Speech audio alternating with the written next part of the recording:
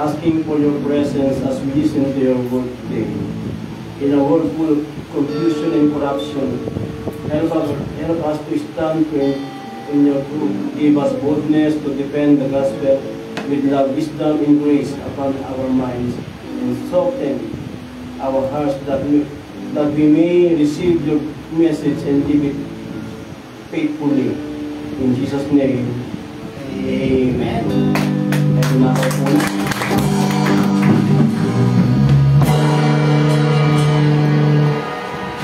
aking pong title ay ang aking title ngayong araw na to, second day. Okay, pinanggal ko yung aking salog dahil puro putok. Tumataba tayo. Amen. Hallelujah. So, kaya pinanggal ko yun. Okay, okay. Diba? May putok yun. Hindi kaya ng 1 Timothy chapter 4 verse 1 to 5, hindi ko nabasa, pero kasi yung text natin. Okay, ganito. Now the Spirit speaketh expressly that in the latter times some shall depart from the faith, giving heed to seducing spirits and doctrines of devils. Number 2, verse 2, speaking lies in hypocrisy, having their conscience seared with a hot iron, forbidding to marry and commanding to abstain from meats which God hath created to be received with thanksgiving of them which believe and know the truth. Verse 4, for every creature of God is good, and nothing to be refused, if it be received with thanksgiving. 5, for they sanctified by the word of God and prayer. Pagpalain ng Diyos ang pagbabasa ng kanyang banal na salita.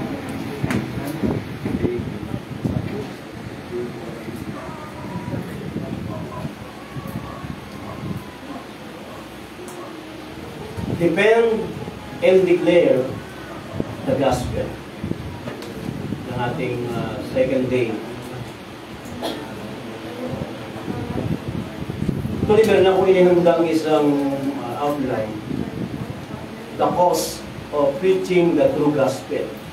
At kung pinag-aaralan ko yun, ang hirap pala, napaka-costly pala ng pangangaral ng salita ng Diyos kapag true, kapag genuine, kapag tunay ang ating kapangaral. Kaya pala, nagugulat ang iba, bakit may mga lingkod ng Diyos na matagal ng pastor pero hindi pa mayaman. Kung bakit ang sikreto? Kasi nangangaral siya ng totoong gospel. Okay, yung iba sumuko na. Pumasok na sa sugar coat gospel. Yung natawag na prosperity gospel. Bless you. Alala ko nga po ay dito sa Gold, meron lumapit sa akin isang pastor, sabi niya, "Pastor, gusto mo dumami agad yung member mo?" Sabi ko sa kanya, "Sino bang may ayaw?" Ito gawin natin, Pastor. Karoon tayo ng 3 araw na na parang seminar, yung G12. Kaya inaral ko yung G12 na yun, pinuha lang naman nila yan sa, yung kursilista, yung kursilyo, yung 3 days retreat, doon ang nakinuha yan, pinopia. Bino mo yun, yung born again, umopia ng sistema sa pinanggalingan niya. Sabi ng Bible, huwag mong ibigay ang diamante sa mga aso at sa mga baboy. Ang ibig sabihin nun, na matapos mong paliguan ng baboy, babalik siya sa pusali, babalik siya dun sa putikan para magpagulong-gulong. Ang ibig sabihin naman sa aso, yung aso naman, yung kanyang sinuka ay kinakain niya. So, nakalungkot. Maraming mga simbahan na natutukso kasi gusto nila dumami agad sila at gusto agad nilang pagpalain sila ng Diyos. Akala nila ganun ang pagpapala ng Diyos. Tandaan natin, pag nalilimutan sa tanah, pagpapala din siya.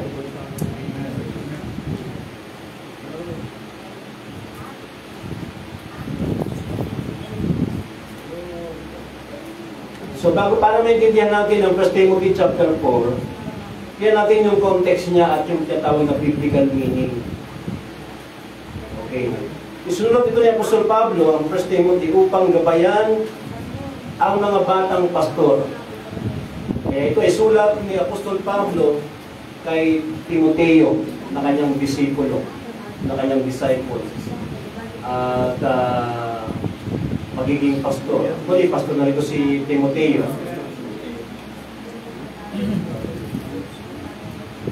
Gabayan si Timoteo sa kanyang pamumuno ng iglesia sa Efeso. Sa kabanatang 4, binalaan niya si Timoteo na sa mga huling araw ang ilan ay tatalikod sa pananampalataya at susunod sa maling aral mula sa mapandayang espiritu. Ito yun. Papasukin ng church ng mga mga underground na paniniwala na hindi sila nagpapakilala agad kasi hindi na tatanggapin sa church eh. Alam ba, dito may pumasok dito na oneness pala. Hindi mo magpapakilala agad yan. Pag pinawit mo yan ng Mrs. Bade, aawit yan ng Mrs. Bade yan. Pag pinawit mo yan ng ano mga awit mo yan? Kasi wala lang ito Mrs. Bade. Alive. Yan. Aawit din yan. Akala mo Christian. Akala mo totoo. Ayun pala, kulto. Okay? So, ito yung dahilan kung bakit sinulatan ni Apostol Pablo si Timoteo na kanyang disciple upang pag-ingatin, no? Na baka siya madaya. Okay, ito yung mga pangunahing points dito sa ating mga binasa, mga verses na sa 1 Timothy chapter 4. Number 1, natawag na falling away from faith. Yung mga taong tumalikod sa pananampalataya. Nasa loob ng church pero tumalikod na sa pananampalataya. Ito yung tatawag ni Pastor Lad na mga Antikristo. Amen? Mga Antichrist. tumalikod sa pananampalataya. Pastor Doctor, abit pa natin yan. Okay? Lagi nanonood yan. No? Eh, sana brad, hindi kita masagot dahil busy-busy ako ngayon eh. Busy-busy, alam mo naman. Nasa Quezon City tayo. Ayan, busy-busy. Ang ilan tatalikod sa tunay ng Kristyanismo at susunod sa maling katuruan.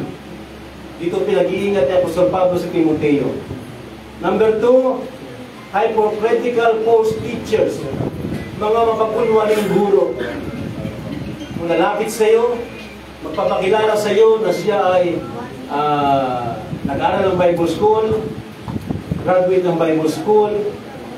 Meron akong karanasan dito niyan.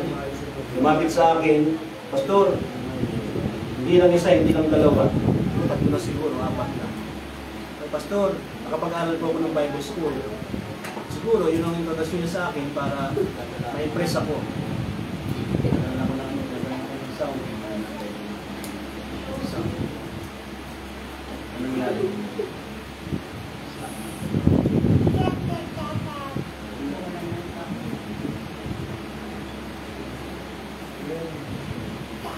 Ang mga bulaang guro ay mapagpanggap na makadiyos, ngunit nagsisinungaling at manhid na ang kanilang mga budhi. Number 3, ng context na ito, legalism and false rules. Maling mga utos. Pag sinabing legalismo, ito ibang mananampalataya na gustong bumalik sa kanilang dating reliyon na mga sinusunod nilang mga katulad ito, ang kausap dito ni Apostol Pablo ay mga mananampalataya daw na mga Hudyo na gusto nang ibalik ang legalismo, na ibalik ang 10 utos sa church. Okay? Gusto nilang maglagay ulit. May mga simbahan makita kayo, may nakalagay 10 utos. No?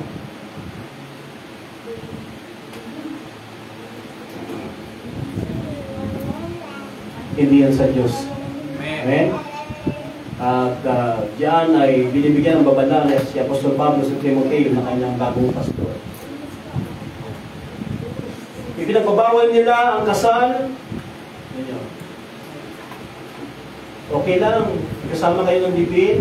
Sabi pa nga ng isang mga ngaral na nagtuturo, okay lang yan. Basta nagpamahalan kayo.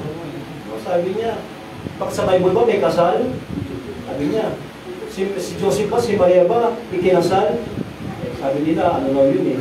Sabi nila, magaling sa Bible, hindi pa niya nabasa. No, si Maria at si Jose ay kinasal. Okay? Kinasal sila.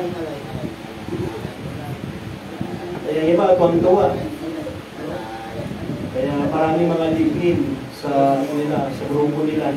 Nakaintindihan po. Maraming membro ng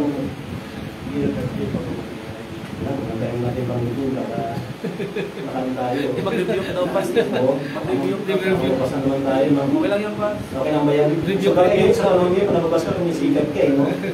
So, magiging ang tayo. Popular, unpopular, preach the gospel. Amen. Hallelujah. Nagbabawal nilang pagkain ng baboy. Napalita pa rin naman yung kumakain ng baboy yun eh. Ang kinakain ko, pork, laguna. Kung kumakain ka ba ng baboy? Ano, kumakain ka ng baboy nga yan ba? Kakain ka ng baboy. Yung karne, ano yung baboy? Kainin mo pork. Sabi ng Bible natin binasa, lahat ay mabuti. Yung ibinigay ng Diyos lahat ay mabuti. At kung yan, ipapapasalamat mo sa Diyos, yan ay tanggapin mo na may magpapasalamat at yan ay sa pagkinimilinis na ng Panginoon.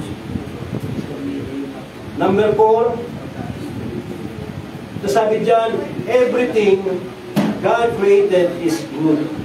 Lahat ng mga bagay na nilikha ng Diyos ay mabuti. Amen?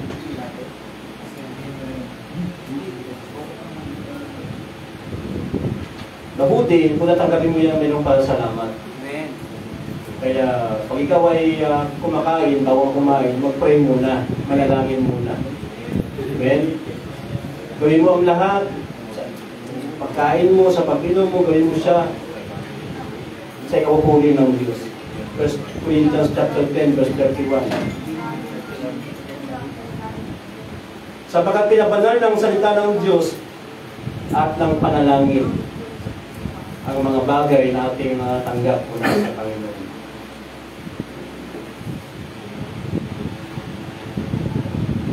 Dito tinuturo niya Apostol Pablo na tunay ng pananampalataya ay pagkilala sa maling aral at pagkapit sa katotohanang matagpuan sa banal na kasulatan.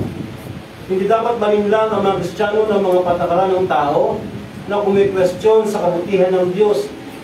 Kaya mag-ingat kayo sa mga yung laki nakatutok sa social media, na-tsempuan ninyo yung mga Seventh-day Adventist para sila mga buong naging. Yung isa ng kanilang pangangaral, yung isa ng kanilang mga programa, pero pinapractice pa rin nila ang 10 utos. Sabi ng Biblia, tayo ay wala na sa ilalim ng kautusan.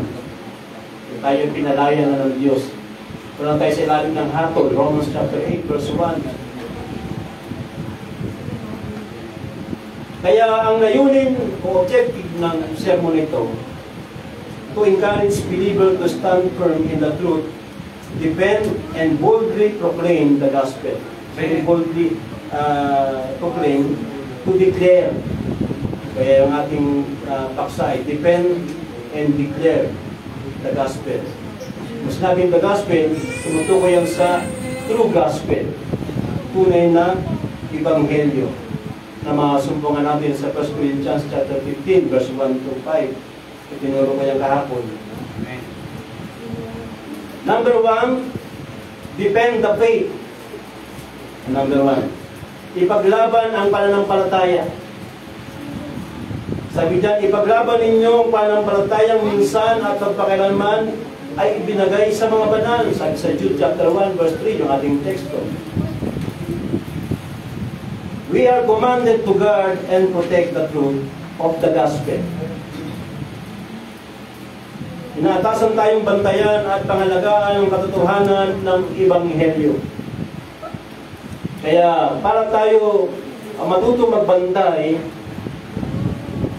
maging masipag tayo sa mga pagdalo, tulad ng ginagawa ng ilan, Hebrews chapter 10, verse 25, na magpalakasan sa isa't isa. Kasi pag wala ka sa church, pag wala ka sa pagtitipon, wala ka sa akin, meron mga dahilan para tuluyan kang mawala at maglaho. Una, pag hindi ka na busy, nag-iisa ka na lang, isa ka na, bibigyan ka niya ng maraming problema. Bibigyan ka niya ng mga maraming gawain para lalo kang maging busy. At pangalawa, mahuhuli ka sa mga pinag-uusapan, sa mga pinag-aaralan, sa gawain ng Diyos, sa Iglesia. Ako po dito sa church, particular po ako sa teaching. No? Kaya at least ngayon, natupad na yung pangarap ko. Bawat gawain namin, meron kaming teaching. Okay. Pag linggo ng umaga, Sunday school, tapos worship service. Teaching and preaching yun. Pagdating ng hapon, meron kaming equipping the saint. ETS. After noon ay ang ang tawagan ko sa panghapon natin ng gawain? Evangelistic service. Teaching and preaching yun. Pagdating ng Miyerkules, yung discipleship, ETN muna. Equipping the leaders. Kasi mga leader yan eh. So meron teaching at meron preaching. Ang turo ng Biblia, sabi ni Jesus, ipangaral nyo ang salita, ang ebanghelyo, at turuan nyo silang sumunod sa mga pinag-uutos ko. Hindi lamang mangaral, kundi magturo. Okay? Kaya dapat ang mapakinggan ng isang mananampalataya kung muna siya ng church, dapat nakapakinig siya ng turo at nakapakinig siya ng preaching. Yung iba namimili, preaching lang, yung gusto nila yung pinapatawa sila. Yung iba, gusto nila yung topic, pag-ibig, love. Yung iba, pag yung topic, kinikiliti, tuwang-tuwa. No? Ang iba, gusto ng topic, papapala. yung mga declaration, manifestation, i-manifest mo. Diba yung aking pakiintindi niya sa manifest mo eh. Manuwalit ata. Ha? Manuwalit na. We are commanded to guard and protect the truth of the gospel. Kaya ikaw at ako ay tinawag ng Diyos dito sa gawain at inatasan tayong bantayan ang pangangalaga ng katotohanan ng Ebanghelyo. Sino bang mangangaral at magtuturo ng tunay na Ebanghelyo? Ikaw at ako yun. Nakasumpong ng tunay na Ebanghelyo. Kaya ang ating event ngayon ay 3 nights celebration of true gospel. Okay? 3 gabi ng pagdiriwang ng tunay na Ebanghelyo. Kaya sabi ng 2 Timothy chapter 2 verse 15, number 2, study the word. Sabi niya, study to show thyself approved unto God, a workman that needed not to be ashamed, rightly dividing the word of truth. Pagsikapan mo, medyo, wala akong baso. Ang hirap eh. Kaya sa inyo, laki. Baso. Mangit. Baso na lang. Hindi mo kamali kung ayaw mo pa. Hindi mo kamali pa. Galit ah. Pinagbilang ng baso sa motos eh. Yung talantay, talantay. Kahit ako pa, sulasin naman natin. Ayaw. Ay, hindi ako minum eh. Kailangan ko yan mapagay yung tubig pa sa yan eh. Water down. Oo, yan. Diesel. Diesel yan. Hindi ba natin kayang gasolina? Eh, diesel lang muna. Mas mura ba ang diesel ngayon, Pastor? Mas mura ang diesel. Diesel lang muna. Piso. Mas mura ng piso. Pagsikapan mong humarap na subok sa Diyos, manggagawang walang anumang ikakahiya. Kaya dapat ang manggagawa ng Diyos, ang mga disciple ay patuloy na nag-aaral. Mga kapatid, hindi natapos doon na pastor na tayo, hindi na tayo mag-aaral. Amen. Huwag nyo pong magkamali. Dapat, pag pastor na tayo, dapat lalo tayong mag-aaral. Amen. Kaya kasi nakakahiya. No? Pag tayo ay tumayo, kapag tayo ay nangaral ng Ebanghelyo, tapos yung nakikinig sa atin ay nakapag-aral, yung kinakatakutan ko dati. Diyan ako nervous eh. Kaya ayaw ko ng mga ganito. Gusto ko Bible study lang. Kasi pwede nilang masukat yung aking kaalaman, hanggang saan lang ako. Ilang kinakatakutan ko kung bakit ayaw ko magpasok sa Quezon City. Kasi ang isip ko, magagaling ang mga tao dito. No? Magagaling. Magagaling na. Magagaling na. Magagaling magpalusok.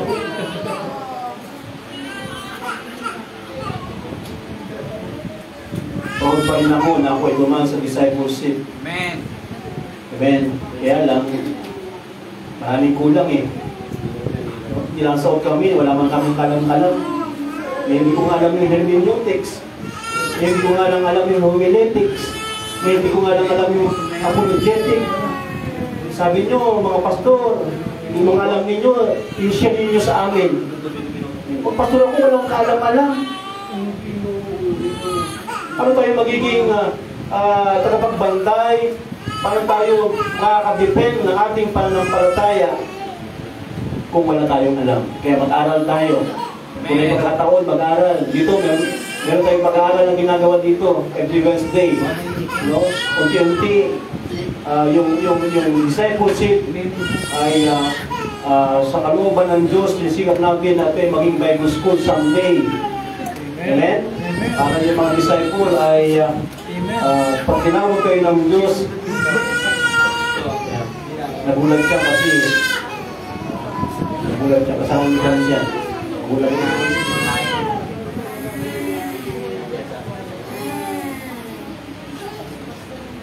Number 3, don't stay silent when the gospel is twisted.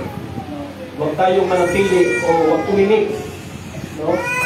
Kumbaga binababoy lang ang salita ng Diyos ay baliwala lang sa atin, wala tayong ginagawa. Panahon na tayo ay hindi tumahimik, kundi dapat tayo ay magingay. Dapat tayo ay magsalita. Dapat tayo ay magturo, mangaral ng salita ng Diyos ng tunay na ebanghelyo ng Panginoon. Number 2, be alert against false teachers. Napakarami mga false teachers ngayon. Kaya magbantay sa mga maling guro.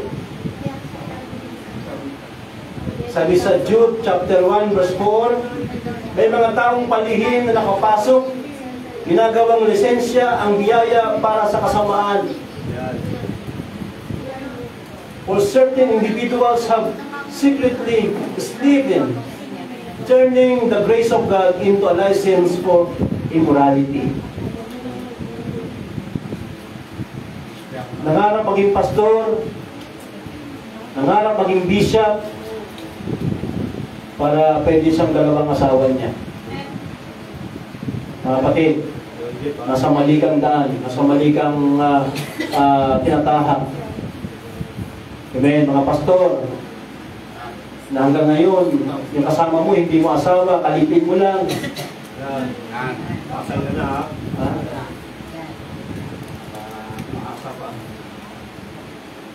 Sabi nila, okay lang yan, nasa biyaya tayo ng Diyos. Lahat tayo ligtas. Kahit anong gawin natin, kasi hindi mawawala yung kaligtasan natin, ausas nga eh. Kasi Calvinism na, no? Hindi, Arminianism ako eh. So, hindi lisensya ang grace para magpatuloy sa kasalanan. Amen. Amen? Hindi masarap yung nangangaral kasi magturo eh, pastor, no? Kasi panangaral, merong ano eh, merong may tingin eh. Nakakapanibago pag pagtuturo eh. Ayan. Mga taong palihim na nakapasok. Ganda ng forma. Ay, Jeff. Ano si Jeff? Formang pastor. Tinding pastor. Amoy pastor.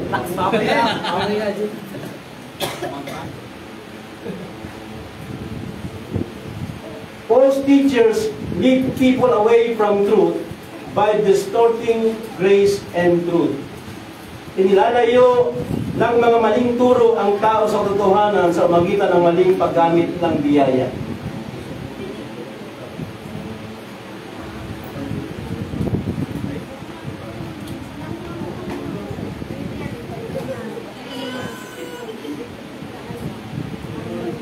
Kaya hindi niyo po kami maisisi. Nagpastor kami na tinanggap natin yung mga doktrina na wala kami kamalayan, na malayo para sa salita ng Diyos, malayo para sa Biblia.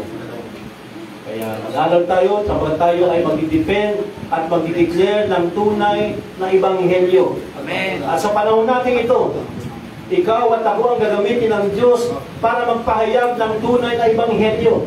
At magagawa mo lamang yan sa magitan ng pagsisikap. Sabi nga ng 2 Timothy chapter 2 verse 15, pagsikapan mong maging approve sa Diyos, manggagawang walang ikahihiya. Hindi ko ibig sabihin yan, manggagawang walang hiya, walang ikahihiya. Ang ibig sabihin niya, pag ikay tumayo, pag nangaral ka, ay totoo yung sinasabi mo, na yung sinasabi mo ay galing sa Biblia. Amen. Alam mo ang hermeneutics, alam mo ang homiletics, alam mo ang apologetics. Yun ang ibig sabihin nun. Maintindihan mo.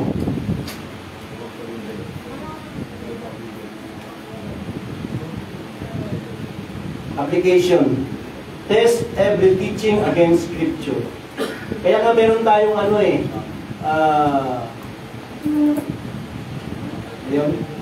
yung word na, yung 5 Scripture alone. Hindi ko matanggi. Ano yung Scripture alone? Sola Scriptura. Kaya, kaya pag may turo sa iyo na wala sa Biblia, hindi binasa sa iyo, at mali ang konteksto ng binasa sa'yo, huwag mong tatanggapin. Amen? Kasi marami gumagamit ng scripture. Di ba ka, ginagamit pa ito sa panliligaw eh. Yan. No? Yan, ginamit ko pa. Ginagamit sa dito sa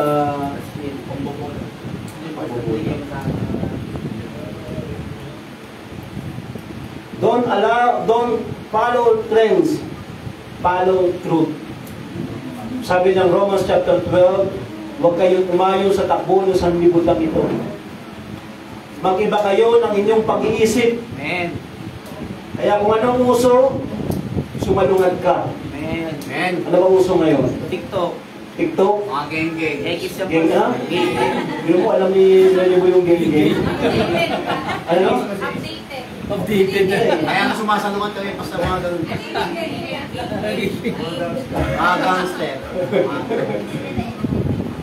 Bago yun. Kaya pag uso TikTok, Yan. sumalungat ka Yan. Delete na yan. para umayos ang tuktok mo. Ayan.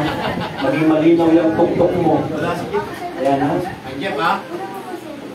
Baka si Chip pa nag-TikTok? Yan.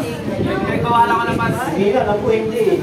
Alam mo, mga batid, Meron pa si Chip ang pinakamabait ng disciple dito. Pakalawa lang yung sigang. Amen. Pakalawa lang yung sigang. Payag ako pa. Ha? Punta mo payag, oh. Ayan na Ayan na pa. po. Punta mo. Siya, Punta mo. i-like ko. Buwan mo pa. TikTok kayo sa road, Jeff. Mark chapter 16 verse 15, go into the world and preach the gospel. Umayo kayo ipangalan ang ebanghelyo, sabi ng Biblia. 1 Peter chapter 3 verse 15, kundi inyong alihing banal si Kristo na Panginoon sa inyong mga puso, na lagi kayong handa, no? Sinabing lagi kayong handa, sa English version niyan ay and be ready. Sa Greek word niyan ay apologia. To defend. Apologetic. Dito kinuha yung word apologetic. To defend. Lagi kayong handa ng pagsagot sa bawat tao na humihingi sa inyo ng kapwiran tungkol sa pag-asa nga sa inyo, ngunit sa kamuan at takot. Okay. Nag-aaral ka, nagiging sharp ka sa mga salita ng Diyos, sa Ebanghelyo ng Panginoon, pero gamitin mo yan na may kaamuan at mayroong takot. Amen. Kasi pag ganyan yung ugali mo, malalayo ka sa pagmamalaki, pagyayabang. Kasi ang tendency kapag ang tao marami ng alam, ay medyo tumataas ang liig. Amen? Dapat marunong ka pa rin yumuko. At marunong ka pa rin bumalanan. Amen? But sanctify the Lord God in our hearts, and be ready always to give an answer to every man that asks you a reason of the hope that is in you, with meekness and fear. With meekness and fear. Meaning every believer is called to proclaim the good news of Jesus. Sabi ng ibang mga Kristiyano, ay hindi gawain lang yan ni Pastor, imangaral ang salita ng Diyos. Tinawag si Jan. Tinawag na si Jan. Yan ang trabaho ni Pastor. Paano naman? Kung hindi yung samahan si Pastor, hindi kaya. Hindi kaya. Hindi ating kayang ipalaganap ang salita ng Diyos. Ang kunin na ebanghelyo kapag si Pastor lang ang asahan natin. Kaya nga may discipleship eh. Okay? Pakingganin niyo ako. Discipleship, nagtuturo yung pastor. Yung mga disciple, tuturuan niya mangaral, tuturuan sa doktrina, sila naman ang ahayo. Amen. Amen? Pag meron yung mga katanungan na hindi na masagot, maintindihan sa labas, babalik sa discipleship, pag-uusapan natin dito. Amen? Willing naman ako, halimbawa, mayroong gusto ko mausap sa akin, dito lang sa Diyos. Okay? Kasi minsan, nangaral kami dyan sa MRB. Hindi lumapit sa akin. Gusto makipag-debate. Sabi ko sa kanya, sige, ito yung address ko. Diyan pa kami nun sa Rotary. Ito yung address ko. Bukas ang umaga, alas 9, doon ako sa Chelsea after ng morning prayer. Doon tayo mag-usap. Huwag dito. Hindi naman pumunta. Okay? So, ibig sabihin ko, gusto lang yung gusto lang yung makipagsigawan doon sa labas. Gusto lang pabida. Share Christ in your words and lifestyle. No? Sabi ng Bible, share your word and lifestyle. Hindi yung style mo bulok. Okay? Ibahagi kung ano yung lifestyle mo, kung ano yung nasabi. Yung sinasabi mo, dapat ginagawa mo, mahalaga yan. Ang tunay na ebanghelyo, ang nangaral niyan ay tunay din. Nakapangsalita yan, ginagawa niya yung kanyang pinapangaral. Amen? Kaya nga mahirap mangaral ang salita ng Diyos eh. Kasi habang nag-aaral ka, kapag may sasabihin ka dyan against sa'yo, ang hirap bitawan.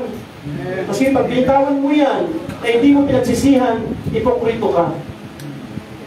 Alam mo na dapat ka magsisi pero hindi mo ginawa. Amen? Amen. Be ready to explain your hope. Dapat alam mo, ipaliwanag ang salvation, ang gospel. No? Alam niyo na ba ang gospel? Alam niyo na ba ang full gospel? No full gospel. Gams. Kristo'y namatay. Okay? Ano pa? Nabuhay. Hindi full gospel yan pag pagulito ka nun. Dilibing. Okay? Nabuhay ulit. At sumakay sa langit. Amen. Meron kami kasamang disciple noon, pag tinanong mo yan, what is full gospel? Ay, ako. Pantalong ka ng slacks. Tapos, mag-polo ka, mag-long sleeve ka, full gospel. Bilang mo tinuro sa amin. Hindi tinuro sa amin yung full gospel eh. Kung lakas ng loob kong mga aras na tondo, full gospel lang pa rin, hindi ko alam. Grabe no. Kabiyaya talaga ng Diyos, mabay talaga ng Diyos. Okay? Mabay talaga ng Diyos. Yung mga kulang mo, kakulangan mo, yung mga bagay na alam mo makapahiya ka, hindi mo payagan ng Diyos yun. Bibigyan ka niya ng karunungan. Ipapaalam niya sa iyo yan. Halimbawa, hindi mo kaya mag-aaral ng Bible School. Kasi, pagkain niya, wala kang pagkain eh. No? Bibigyan siya ng Diyos. Mag-aaral ka lang. Maging tapat ka lang sa pag-aaral mo. Huwag mo dayain yung pag-aaral mo. Bibigyan siya ng Diyos yung karunungan na yan. Everything God created is good, sabi ng 1 Timothy chapter 4, verse 4 hanggang 5. Kaya, number 4, stay rooted in the Word and prayer. So, hindi dapat magkahiwalay yan. Nagbabasa ng Biblia at nananalangin. Hindi pwedeng nananalangin lang. Hindi pwedeng nagbabasa lang ng Biblia. Bakit? Pag nagbabasa ka ng Biblia, ang Diyos nagsasalita sa iyo. Pananalangin ka, ikaw ang nagsasalita naman sa Diyos. Kaya dapat mayroong magandang komunikasyon. Kaya para madepend mo ang gospel, ang true gospel, dapat ikaw ay rooted ng salita ng Diyos at ng panalangin. Huwag kang titigil sa panalangin. No? Lahat ng gagawin mo, dapat simulan mo sa panalangin. Huwag mong gagawin yan na hindi ka nanalangin. Kasi pag nasanay ka, na nakapangaral ka, nakakapagturo ka, na hindi ka nanalangin, darating ang araw, sabi mo sarili mo, kaya ko pala eh. Hindi mo na kailangan ng Holy Spirit. Ako, delikado na yan. Delikado na yan. Ano, kapag graduate ka ng Bible School, tapos meron ka pang doctorate, ay nako. Ay nako, hindi ako masino ngayon. Ano lang yan? Salita lang yan. Wala naman kaibahan. Walang kaibahan. Nag-masteral ka, doctorate ka, walang kaibahan yan. Ang importante yung puso natin. Amen. Nanatili tayong nakayuko. Papakumbaba na nalangin hanggang ngayon. No? Sabi ba, pag may doctorate ka na, hindi ka na nalangin kasi kaya mo na lahat? No. Mali. Huwag tayong mawala sa pagbabasa ng Biblia at pananalangin. Bakit? God's word and prayer protect and purity our faith. Ito po yung sikreto. Ako nagbabasa ka ng Biblia, pinapanalangin mo yung pinag-aaralan mo. Yung binabasa mo. Sabi ni Jesus, ang comforter, ang mga aliw, isusugon niya at kanyang ipapaalala yung mga nais niyang sabihin, yung nais niya na sabihin mo sa mundo ay papaalala niya. Kaya nga sa Matthew chapter 10, ay sinabi doon na huwag kayong mabalisa, huwag kayong mag-alala sapagkat ipapaalala ng Diyos sa inyo ang inyong sasabihin, ng Espiritu Santo ang inyong sasabihin. Read the Bible daily. Make a prayer a habit. Kapag sinabing habit, talagang style mo na yun. No? Style mo na yung manalangin. Kaya mga disciple, ito po yung ipagmamalaki po namin na mga naging disciple sa pamumuno ni Pastor Remy. Kasi yung sinasabi ni Pastor Remy na manalangin kayong lagi, nakikita namin sa kanya. Nakikita namin lagi na nanalangin yung pinakakahiya. Yung pastor na nanalangin, tapos ikaw disciple, hindi ka na nanalangin. Bakit? Matatalino ka ba kay pastor?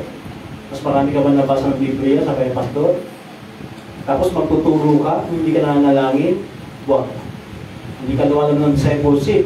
Tapos magtuturo ka, mga ngaral ka ba? Ano sabihin mo? Yung napakinggan mo sa social media, yung napakinggan mo sa mga nakaraan. Wala na yun, tapos na yun, ano yung bahaw na pagkain? Kapag kinain mo, hindi masarap.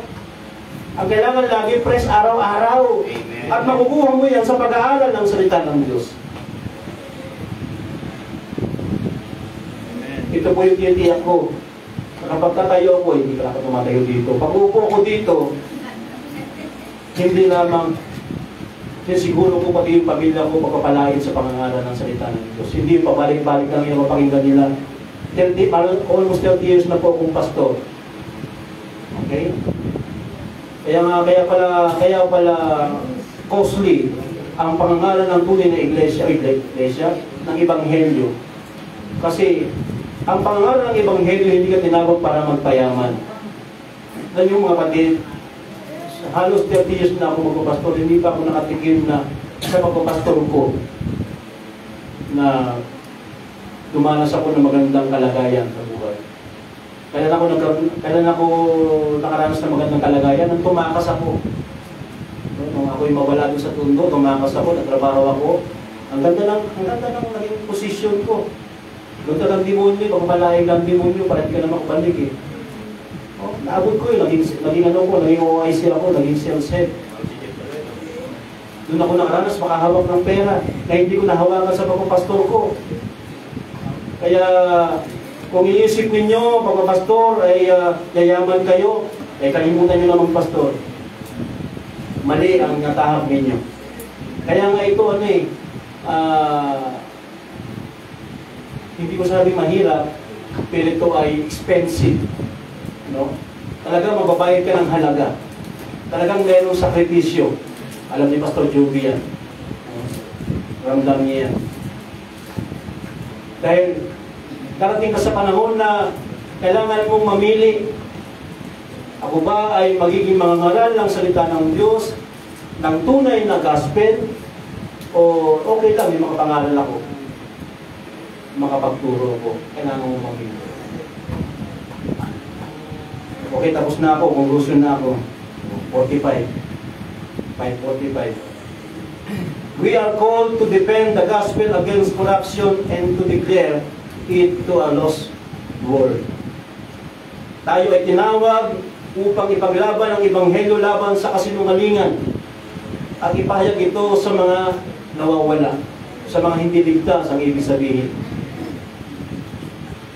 Let us stand firm and speak boldly. Tumayo tayo ng matatag at mangaral magsalita na may katapangan. Amen? Ang kailangan ng mangaral ng tunay na Ebanghelyo dapat matapang. Amen. Hindi lambut-lambutin. Hindi iyakin. Pwedeng iyakin ka sa Diyos. Amen. Pero huwag kang iiyak sa asawa mo, huwag kang iiyak sa anak mo. Umiyak ka sa Diyos. Pag marami akong problema, pupunta ako ng church, sarado ko ng church, iyak ako sa Diyos. Hindi naman ako robot, hindi naman ako Superman, tao rin ako. Pero para di sa pangangaral ng salita ng Diyos, panindigan mo yung pinag-aralan mo, yung binigay sa iyo ng Diyos na katotohanan, at yan ay pangaral mo, at sabihin mo sa mga tao, sa mga sila ay pwedeng maligaw kapag hindi mo yan ginawa.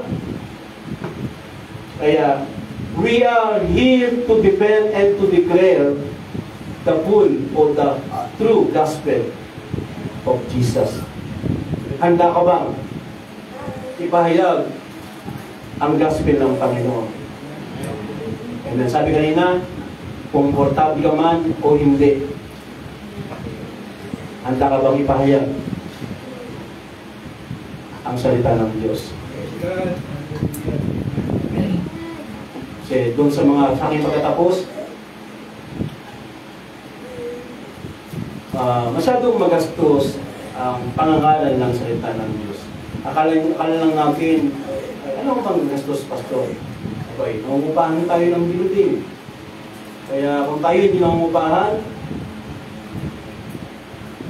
siguro si Pastor Joby ngayon nasa Marilao na, nangungupahan na. Kuya, mapatid, bigyan nyo lang ako ng income ng 50,000 monthly. Ipapadala ako ng mga pastor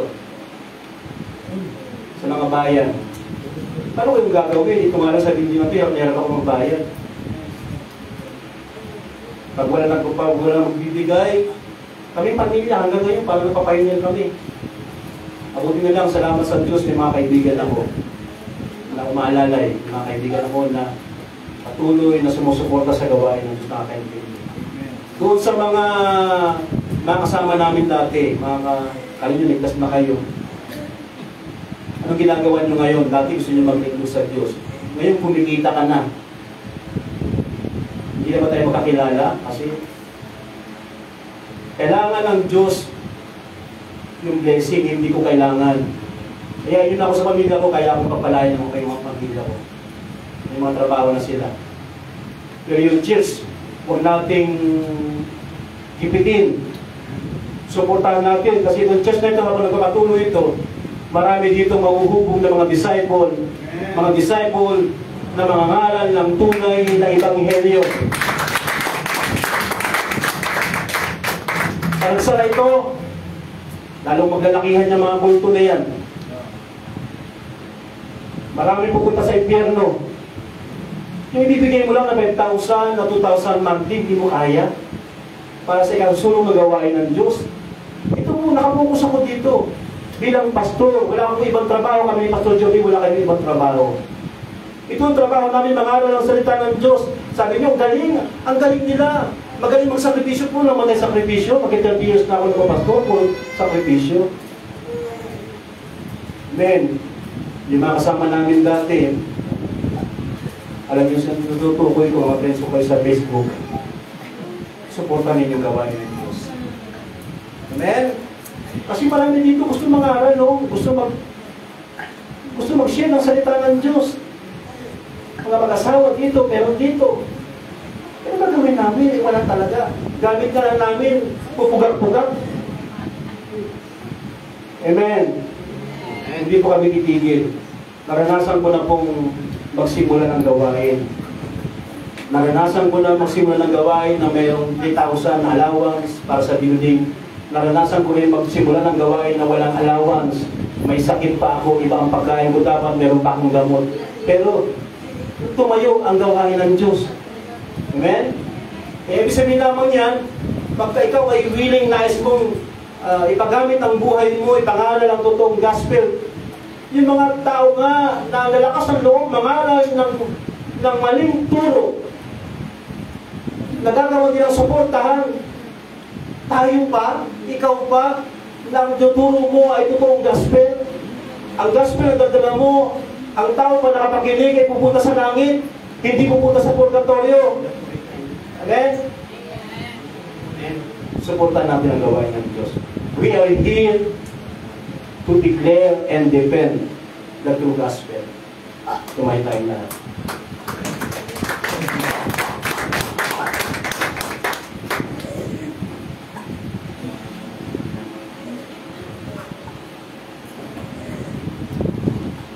Okay, meron pa tayong 10 minutes para umawit at mag-alcohol. Sige. Nanugtog. Please, takbo. Mabagal-bagal. Hindi mo tayo sa kanya ng Diyos.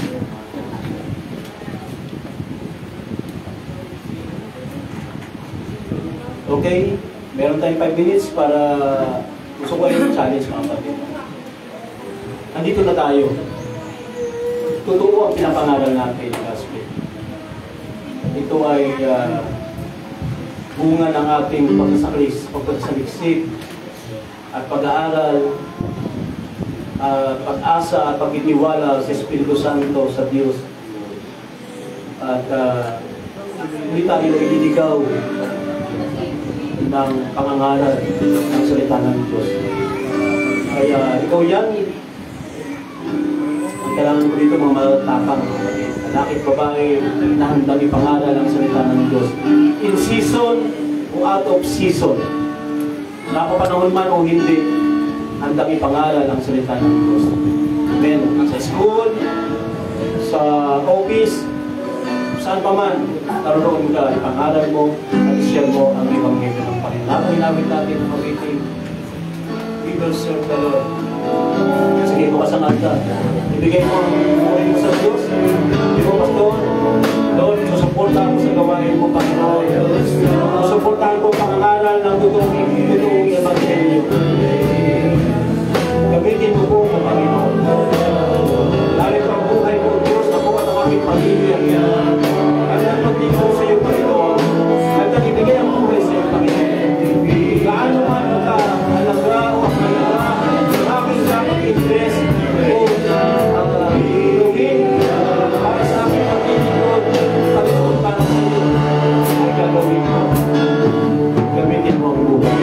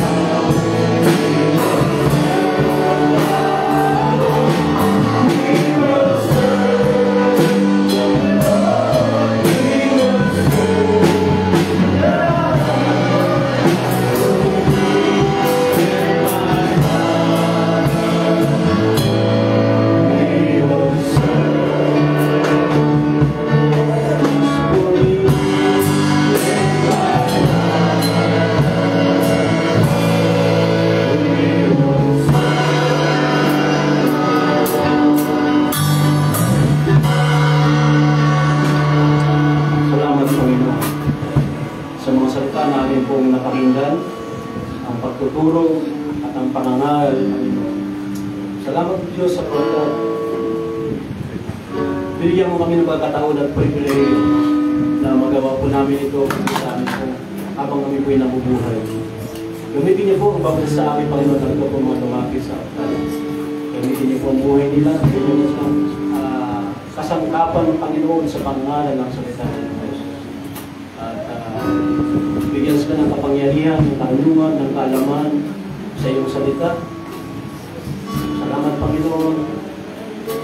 Salamat po Diyos sa iyong ginawa sa aming buhay sa hapon ito sa pangalan ni Jesus. Amen.